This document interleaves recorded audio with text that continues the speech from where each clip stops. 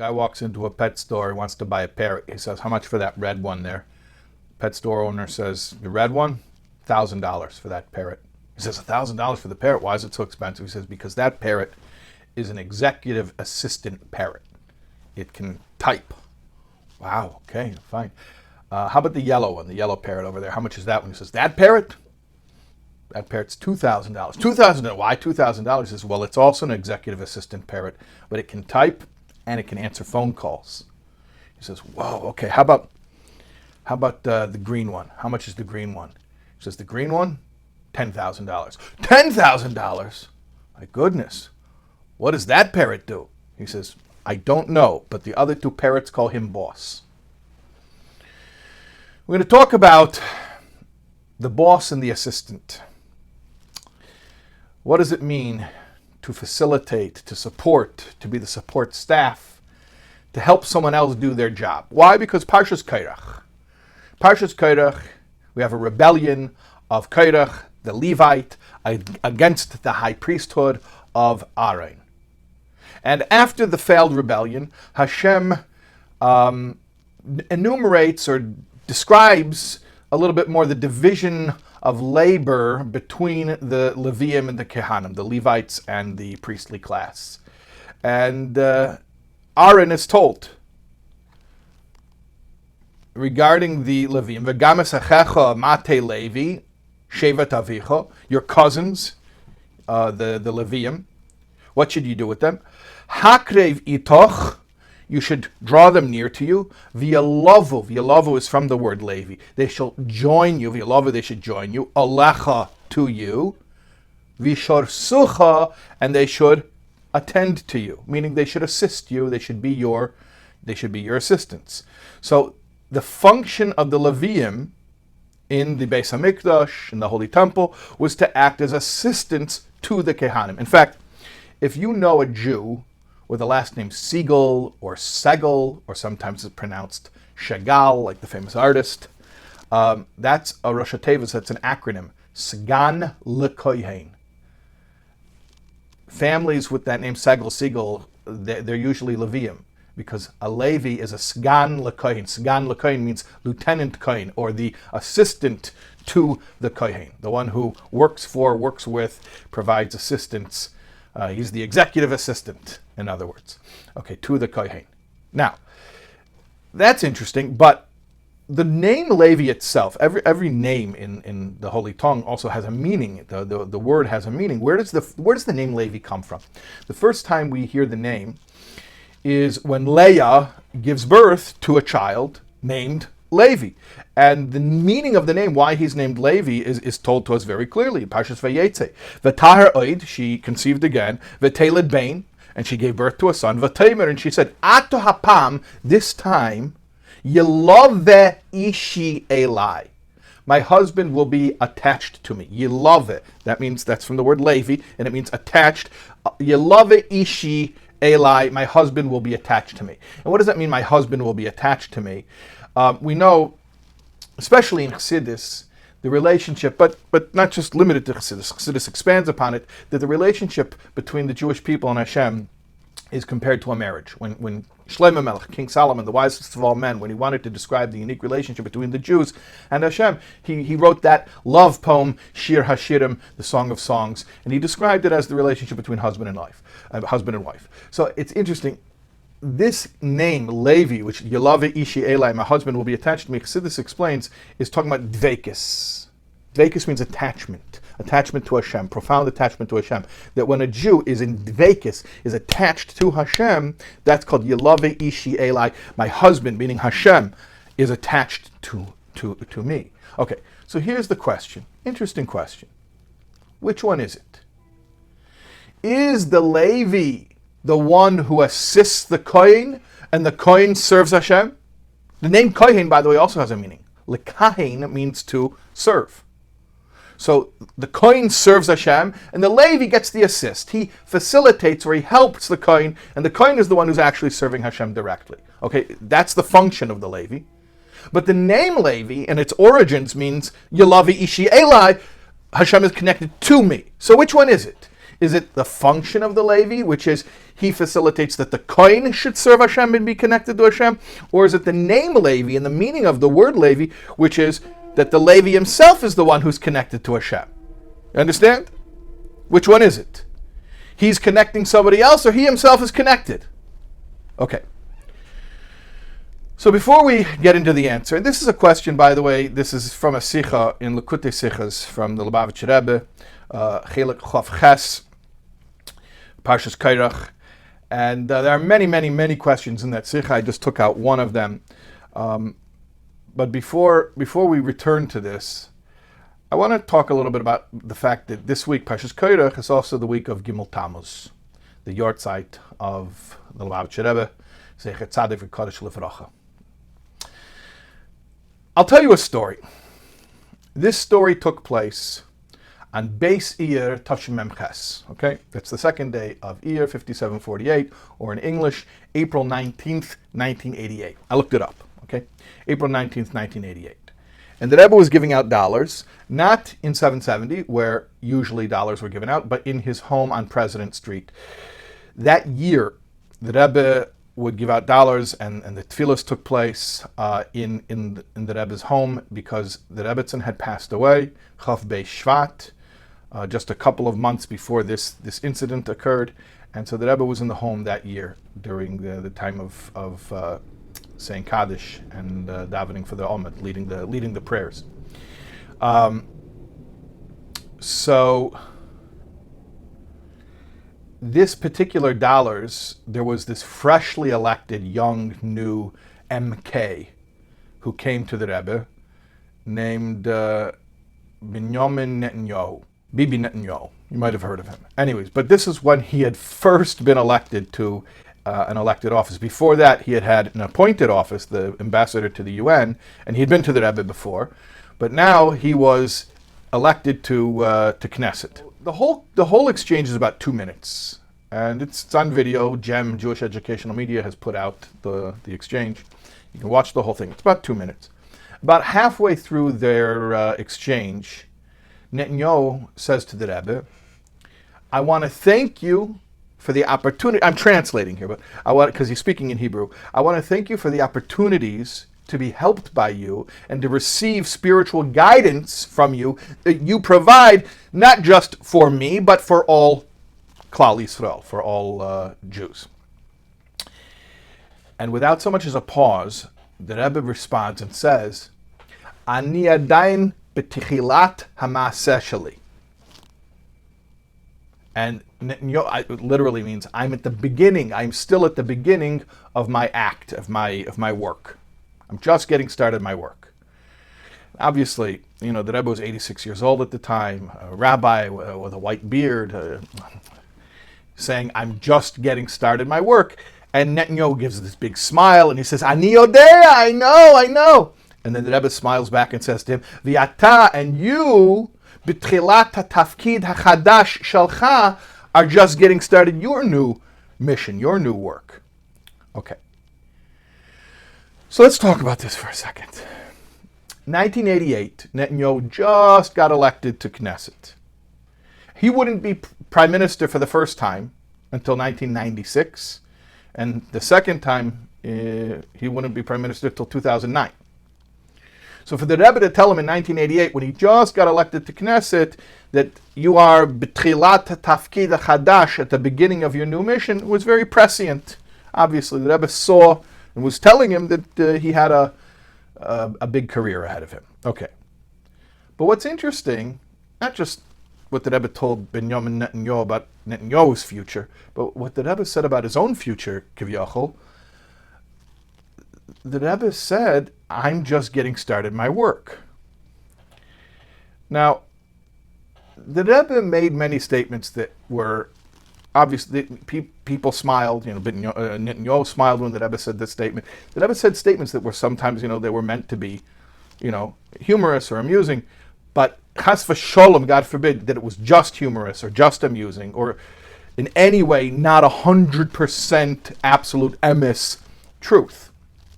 Everything that Rebbe said was 100%. Even when the Rebbe said things that were funny or amusing, it was also 100% serious and 100% real and 100% true. So how do you understand this? From two sides. That the Rebbe is saying in 1988, I'm just getting started my work. Okay, from two sides, it's strange. On one side, I'm just getting started my work. The Rebbe had been Rebbe for 37 years already at that point. And during that time, what had the Rebbe already done? Sent out all these shluchim and Chabad houses and mitzvah tanks and the 10 mitzvah campaigns and Tzivos Hashem, the world's largest Jewish youth organization, and public menorah lightings and thousands of hours of Chidushei Torah, of novel Torah insights that had been recorded and published. All that had already happened, and the Rebbe is saying, oh, I'm just getting started. Okay, so that's from one side. Then from the other side, and I want to be careful how I say this, but the Rebbe was speaking in 1988.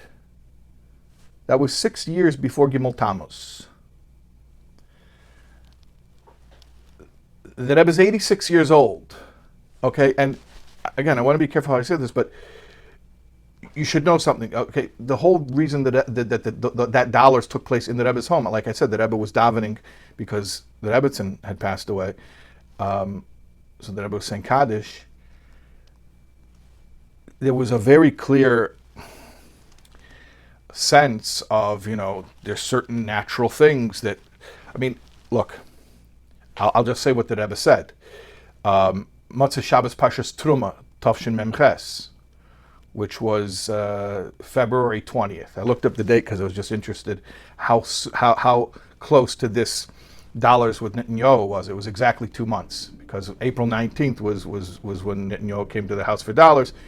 February 20th, exactly 2 months earlier, the Rebbe said the famous Sicha of Nachshev Cheshbein Shalom. Let's consider make a reckoning for the natural order of things, which people did not want to hear at the time, and it's still painful to even think about it, but the Rebbe was speaking about the eventualities of what would happen if there would be a Gimel Tammuz. So here's my point. It's 1988, and the Rebbe is 86 years old, and the Rebbe had already spoken openly about the idea of what if there's a Gimel Tammuz, and the Rebbe is saying to Netanyahu at the exact same time, Ani adayin b'tchilat hamaseh sheli. I'm just getting started my work. How do you put those two together? So, I'll offer you a perspective that makes sense to me. Rabbi Jonathan Sacks, the former chief rabbi of Great Britain, he has a great line, one of the best quotes about the Rebbe. He says, the good leaders make followers, great leaders make leaders. The Rebbe made leaders. And Jonathan Sacks himself is a prime example of that statement. He didn't just say this about the Rebbe, he himself was a product of this. The Rebbe made him a leader. I won't get into the whole long story, but Jonathan Sacks was never looking on his own to become a leader or to be part of public service. He wasn't looking to be a rabbi, none of that. When he first met the Rebbe, it was because he admits, as a college kid, he scammed a free trip to America. He's this English college kid. He wanted a free trip to America, so he wrote up a proposal. He's going to go interview Jewish leaders in America. And in order to interview them, he has to go travel, so he got the trip paid for. Anyway, so he met the Rebbe, and he was supposed to interview the Rebbe about leadership. The Rebbe flipped the whole thing on him and starts asking about, what about you? Are you a leader? When you go back to campus, what are you doing to be a leader on campus? So from the very beginning, the Rebbe's relationship with Jonathan Sacks was, tag, you're it. You're coming to me asking me about being a leader? No, what about you? You're the leader, right? And then the whole thing, how it developed over his career, eventually becoming a rabbi and becoming chief rabbi, that was all the Rebbe pushing him to be a leader. And the truth is, this was the Rebbe's way of dealing with everybody. Everybody that met the Rebbe was, tag, you're it. Now you're the leader. What do I mean by that? Think about dollars. We were just talking about dollars. The whole concept of dollars was what the Rebbe said. I'm not guessing here. The Rebbe spoke about it. In addition to the concept of giving you a keepsake, something to hold on to that the Rebbe had given to you, a gift. But in addition to that, and the way the Rebbe described it actually was, this was to make you a shliach shel mitzvah, to make you an emissary for carrying on a mitzvah. When the Rebbe gave you the dollar, now tag, you're it. Now you are the Rebbe's emissary. You've been deputized to go and do a mission, to go give tzedakah, to give this dollar or its equivalent to tzedakah, to charity. So the Rebbe's encounters with everyone was always about putting it back on you. You're the leader now. You go out, you go do something great. I'll tell you a story that it's an amazing story, and I'm very grateful to GEM, Jewish Educational Media, who has this My Encounter project, where they've gone and they've interviewed people and they've discovered stories that were not known. Stories that just started to come out now. 10, 20 years after Gimel Tammuz, and we're first starting to find out stories about how the Rebbe was behind the scenes making great people great. How the Rebbe was the one who was making leaders. And here's one of these stories, just a fantastic story. How much the Rebbe had a hand in so many people's claim to fame and their ability to make a contribution in the world. And it was unknown. And it would have remained unknown except, it had become revealed. So here's one of my favorite ones. This is the story about the first African-American female member of the United States Congress. She was elected to represent the 12th district, which included her own neighborhood of Crown Heights. Shirley Chisholm. Now, this was 1968. First female African-American member of the United States Congress. She finds out that the old boys club basically don't want her, and they marginalize her. And what do they do to her? They put her on the Agricultural Committee. We imagine that Congress is always like, they get the whole Congress together and they vote and they pass bills. Very, very little of Congress is, with the whole Congress meeting. Most of what Congress does in D.C. is meeting in committee. Everything happens in committee. So they took this woman from Brooklyn, from inner city Brooklyn, where the most agriculture you might see is a weed growing up from the crack in a sidewalk, and they put her on the Agricultural Committee to laugh at her, to mock her, to marginalize her, to make her ineffective. So she was very, very sad. And by the way, how do we know this story? We know the story from David Lutyens, who was a professor of political science and law at Thoreau, and he was an advisor to Patrick Moynihan, the Senator Moynihan. So he was at the retirement party where Shirley Chisholm told this whole story. Basically, they put her on the Agricultural Committee, and she's broken. She's totally broken. So she gets a call.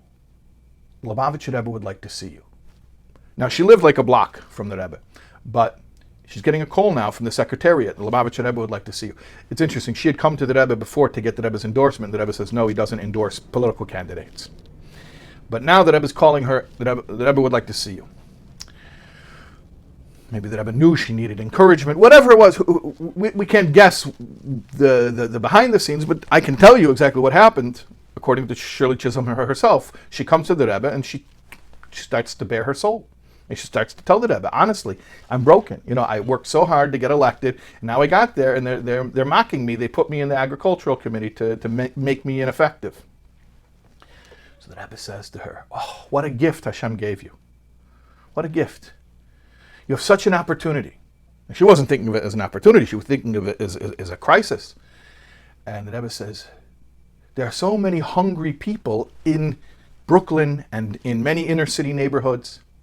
And meanwhile, the farmers, they have surplus. In this country, there's a surplus of food. The farmers grow more food than they can sell. You just have to put the two together, and the farmers who have more food than they can sell, and the hungry people in the inner cities can eat that food, and it's such a wonderful opportunity. So this started her thinking in a positive way. She goes back to D.C. First person she runs into, Bob Dole. Remember Bob Dole? He ran for president. A Republican senator from Kansas. Kansas is the breadbasket of America, a real agricultural state. So he meets her, Shirley Chisholm. Okay, nice to meet you. Oh, Agricultural Committee. So he starts to tell her, my constituents are all farmers, and they have way more food than they can sell, and we can't move the food fast enough so that they can actually make a living. She says, hold on a second, I have an idea. The government could make a program, and we could fulfill two needs at the same time. The farmers can sell the food, and we can supply the food in the inner cities where we have so many hungry people. And from that, the WIC program was invented, the Women, Infant, Children program that provides nutritional supplements to families with mothers and with small children. So as I mentioned, Shirley Chisholm spoke about this at her retirement party. And she said, what makes this all possible? If I accomplished anything in my career, it's because a rabbi in Crown Heights had vision. Okay, so go figure, the first female African-American member of Congress, and she was ready to give up, she was defeated, and who pushed her to greatness, and who actually got this whole program launched, the Rebbe's advice and encouragement. So, here's what I want to ask you. I want to ask you a question. What do the former chief rabbi of Great Britain and the first African-American female member of the United States Congress have in common? In fact, you know what? I want to redact that question. What do you and I and the first chief rabbi and the former chief rabbi of Great Britain and the first female African-American member of the United States Congress all have in common? What do we all have in common? If I can be so presumptuous to speak to you about you as well, and I'm including you in this. And I will suggest what we all have in common is that on some level, and if we think about it, I think we'll see it to be true, the Rebbe has inspired us all to greatness. Okay, so Jonathan Sacks is an obvious story, a famous story. Okay, so Shirley Chisholm is an obvious story, a famous story. But you know how many stories there are? And how many stories continue to come out? And are these stories only stories from before Gimel Tammuz? From before the Rebbe's physical passing? Or if you think about it, the Rebbe's leadership, teachings, guidance, inspiration is continuing to spur people on to achieve great things.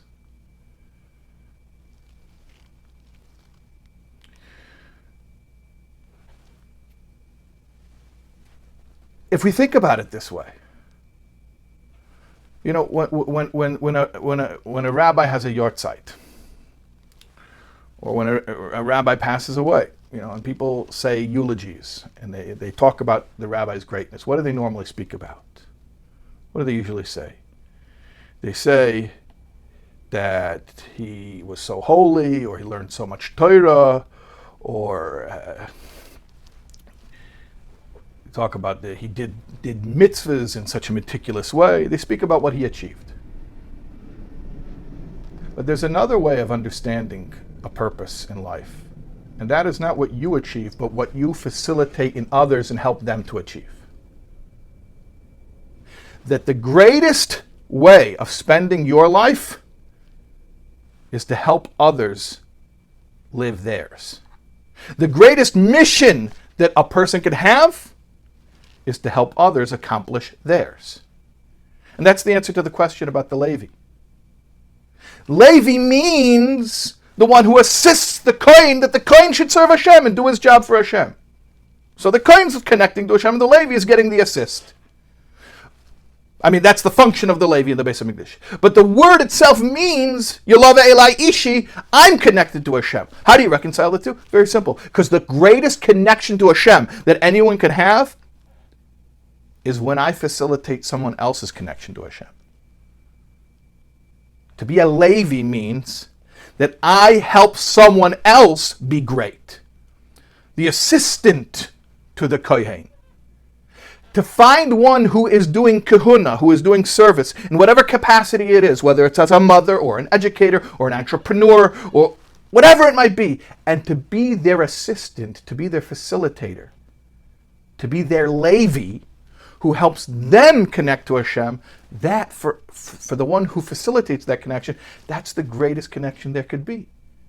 When you are the one who facilitates the connection, that is Yolava Elai Ishi, the greatest connection that you can have to Hashem. What did the Rebbe do? The Rebbe connected others to Hashem. The Rebbe made leaders out of everyone. The Rebbe deputized everyone. The Rebbe inspired people to pursue their own greatness. And what greater greatness is there than helping others get in touch with their own greatness? I'm an American boy, and maybe this is totally inappropriate, but I'll tell you something. Sure, everybody heard of Shaquille O'Neal. Maybe you don't know much about him, but you know who Shaq is. Shaq was a star from high school. And when he was drafted, he was already famous. But he didn't win titles. He didn't win championships for a long time. So he has this quote, which I like. He says, "The day I stopped worrying about statistics is the day that I started winning." What does that mean? Statistics means your personal achievement on the court, which doesn't mean winning. You could be the high scorer in the game and your team still lost.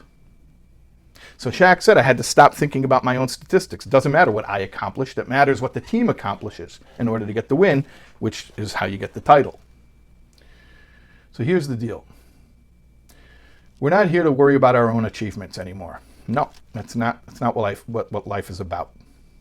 We're here, each of us, to be a Levi, to facilitate others' greatness, to make leaders out of others, to connect others to Hashem, like the Rebbe did for so many and continues to do for so many.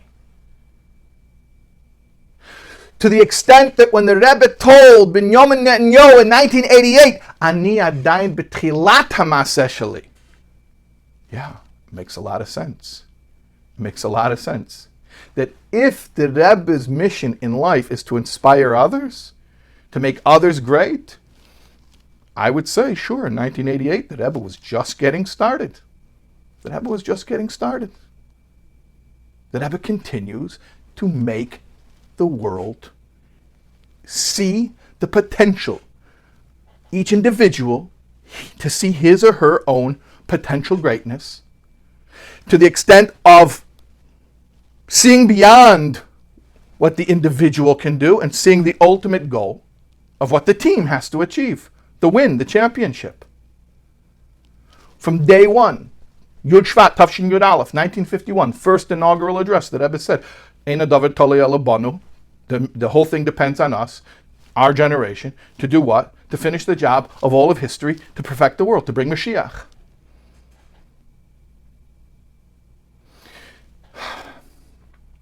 So on Gimel Tammuz, on the Rebbe's yahrzeit, as a Kaddish, if you will, what would be a fitting tribute to the Rebbe who invested his entire self in making others great? Well, I can think of two things. First of all, for each of us to live up to our own greatness, not to withhold or cheat the world from our own greatness that we have to achieve. But another thing, I would take it another step even more.